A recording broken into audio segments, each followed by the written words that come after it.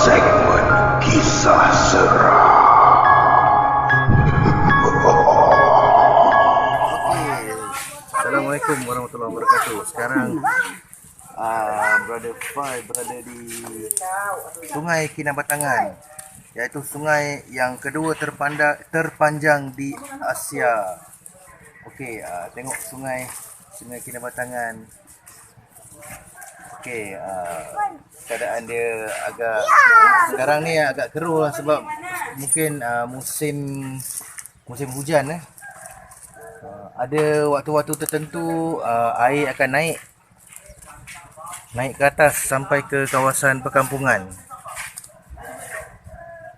Sungai yang menjadi legenda penduduk Sabah di area Kinabatangan. Ada masa-masa tertentu kita akan nampak buaya di sekitar sungai tersebut. Ada musim-musim dia lah. Dan juga di seberang sana tu, kalau kata kita bernasib baik, kita akan nampak gajah mandi. Betul kan? Gajah tengah mandi kat situ. Tapi sekarang ni nasib tak menyebelahi kita. Kita cuma dapat tengok sungai je lah. Inilah dia Sungai Kinabatangan. Okay, bye-bye. Apa khabar para pendengar cerita seram The Haunting Cruise dan PN? Pada malam ini, Brother Fai akan kongsikan kepada anda kisah tentang buaya Sungai Kinabatangan dan juga perjanjian antara suku kaum sungai dan juga buaya Sungai Kinabatangan. Salah satu daripada 32 etnik di Sabah, iaitu orang sungai, menyimpan 1001 misteri tentang alam, termasuklah dipercayai pernah membuat satu perjanjian dengan buaya. Bagaimana manusia mengikat janji dengan haiwan yang langsung tidak pandai bertutur?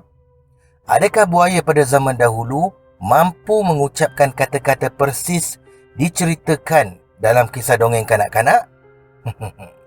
Walaupun kedengaran agak pelik dan tidak masuk akal, namun ia merupakan kepercayaan suku kaum orang sungai ini. Majoriti daripada kaum ini menetap di sepanjang Sungai Kinabatangan, iaitu sungai kedua terpanjang di Malaysia. Sungai itu juga dikatakan menjadi rumah ribuan sang bedal. Perjanjian dengan buaya atau lebih dikenali sebagai Gegejanji Gunai Boya dalam kalangan orang sungai dikatakan bermula di Sungai Segama apabila seekor raja buaya bernama Aki Torunggari meminta bantuan nenek moyang orang sungai yang juga merupakan seorang bomoh, iaitu Odu Sebulik-bulik. Menurut seorang penduduk di situ, iaitu Abdul Karim Abdul Hamid, Aki Torunggari cedera parah akibat dibujak atau ditombak seorang putera bernama Tatak yang ketika itu sangat marah selepas buaya jadian berkenaan menyambar sebagai mengkarung untuk masuk ke kolam yang dipagari gading gajah dan bertindak membawa lari adiknya Darupa, namanya Darupa kerana mahu mengahwini puteri itu. Odu Sebulik-bulik bersetuju merawat Aki Torunggari, namun membuat perjanjian agar keturunan orang sungai tidak akan diganggu sampai bila-bila.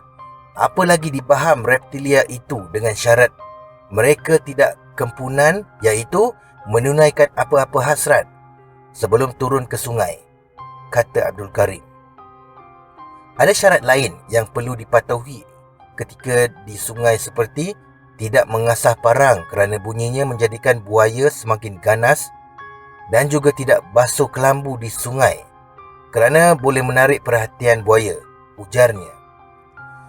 Walau bagaimanapun, menurut Abdul Karim, setelah majoriti masyarakat etnik orang sungai mula memeluk Islam atau Kristian, kedua-dua pantang larang itu kini tidak lagi diendahkan mereka. Namun begitu, mereka masih berpegang teguh dengan kemestian menjamah makanan sebelum turun ke sungai. Tambahnya lagi, belum pernah ada kes di mana manusia dibaham sang bedal kerana mengasah parang atau membasuh kelambu, kecuali jika turun ke sungai dengan perut kosong. Menurut Mustara Ranggon, ketika dia berusia 10 tahun, ada seorang gadis dikenali sebagai Ginsana dari kampung Rasik. Nama kampung dia Kampung Rasik. Sebuah perkampungan kecil di hilir Kinabatangan yang bakal melangsungkan perkahwinannya dalam tempoh seminggu.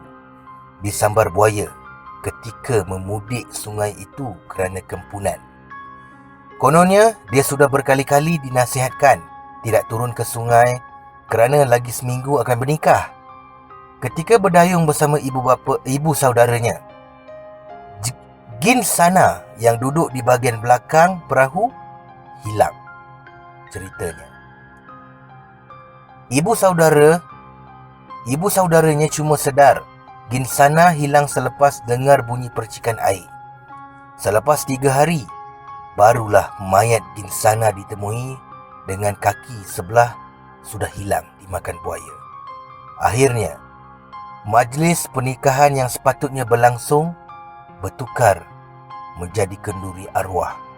Tambahnya, selepas kejadian malang itu, Mustara mengatakan bahawa tiada lagi kes di mana orang sungai menjadi makanan buaya.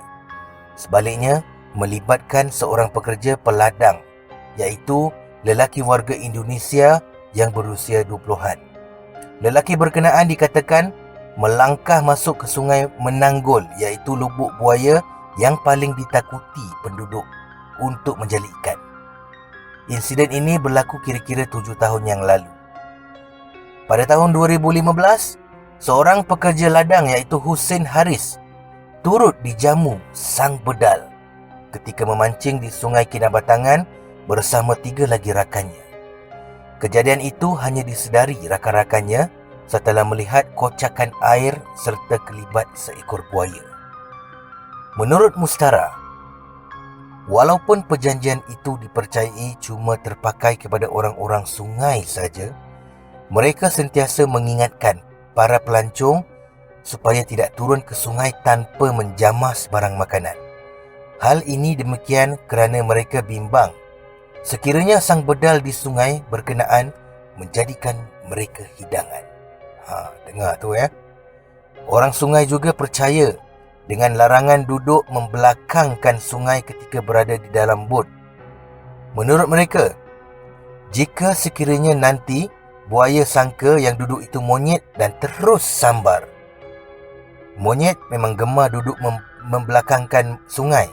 Jadi, kalau tidak mahu jadi santapan buaya, jangan sesekali duduk membelakangkan sungai. Walau bagaimanapun, ini cumalah kepercayaan mereka semata-mata. Apa-apa pun, kalau sudah tahu tempat tu dipenuhi dengan sang bedal, lebih baik kita yang lari dulu. Baiklah saudara, kisah yang kedua yang akan berada Fai kongsikan ini adalah mengenai manusia kembar dengan buaya. Terdapat satu legenda yang berlegar di kalangan penduduk setempat mengenai seekor buaya putih yang menjadi penunggu di Sungai Linggi. Buaya tersebut dikatakan mempunyai saudara kembar, iaitu seorang manusia. Sama ada kisah ini hanya sekadar mitos atau sebaliknya, tidak dapat dipastikan kebenarannya.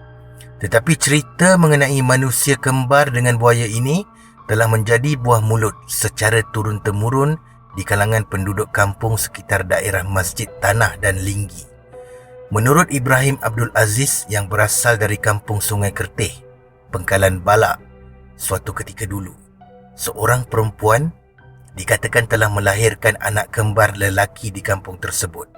Anak pertama yang dilahirkan adalah seekor buaya, manakala adiknya adalah seorang manusia. Bayi lelaki itu telah dipelihara seperti orang biasa, manakala pasangannya telah dilepaskan ke Sungai Linggi.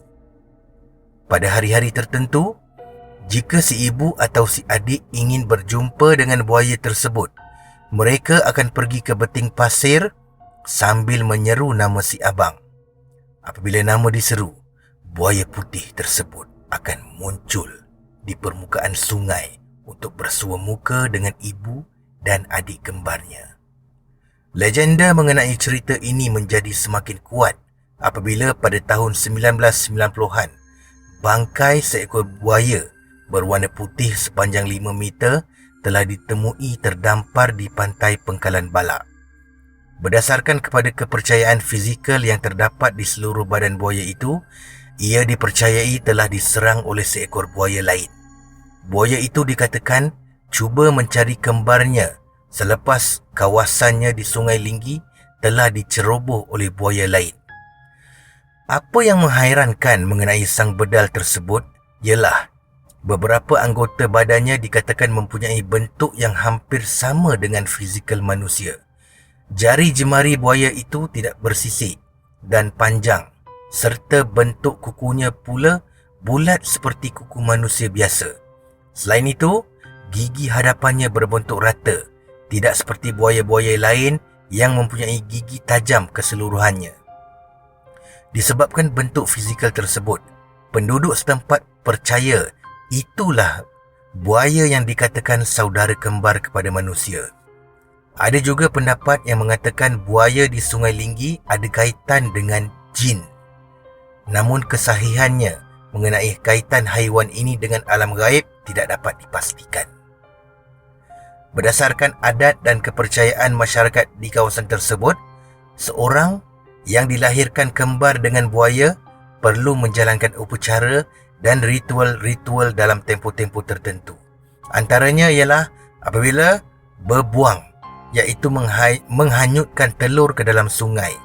Tidak diketahui apa maksud sebenar upacara ini, tetapi ia sesuatu yang mesti dilakukan untuk menghindari bala bencana. Selain buaya, antara haiwan lain yang pernah dikaitkan dengan kembar manusia ialah ular. Cerita mengenai manusia kembar dengan ular ini pernah tersebar di beberapa tempat, termasuklah di Perak. Dikatakan pengasas seni silat gayung, almarhum Mahaguru Datuk Mio Abdul Rahman juga lahir bersama-sama kembarnya iaitu seekor anak ular. Ayahnya, Daing Uda Muhammad Hashim, telah mendapat alamat untuk melepaskan ular tersebut ke dalam hutan. Pada malam berikutnya, Uda Muhammad Hashim telah bermimpi ular yang dilepaskan itu telah berubah menjadi seekor naga. Dengan arti kata lain, gambar naga yang terdapat pada logo Persatuan Silat Gayung tersebut membawa maksud kembar kepada Mahaguru Datuk Mio Abdul Rahman. Sejauh mana benarnya perkara ini sukar untuk dipastikan. Namun, inilah antara legenda yang masih berlegar di kalangan masyarakat Melayu. Sekalipun kita sudah menjengah era kemodenan, persoalannya, secara biologi, bolehkah manusia dilahirkan kembar bersama binatang? Menurut pakar sakit puan dari Pusat Perubatan dan Bersalin Umrah Shah Alam, Dr. Muhammad Rafi Muhammad Faizal, secara biologinya kembar terjadi apabila berlaku persenyawaan di antara dua ovum dengan satu atau dua sperma. Sekiranya kedua-dua induk adalah sama iaitu manusia, anak yang dilahirkan juga berupa manusia normal. Disebabkan itu, adalah mustahil untuk manusia melahirkan anak yang berupa haiwan. Ini kerana sekalipun benih haiwan diambil dan disenyawakan dengan benih manusia, ia hanya akan membentuk satu mutasi yang tidak sempurna sifatnya kerana dipengaruhi oleh gen manusia dan haiwan.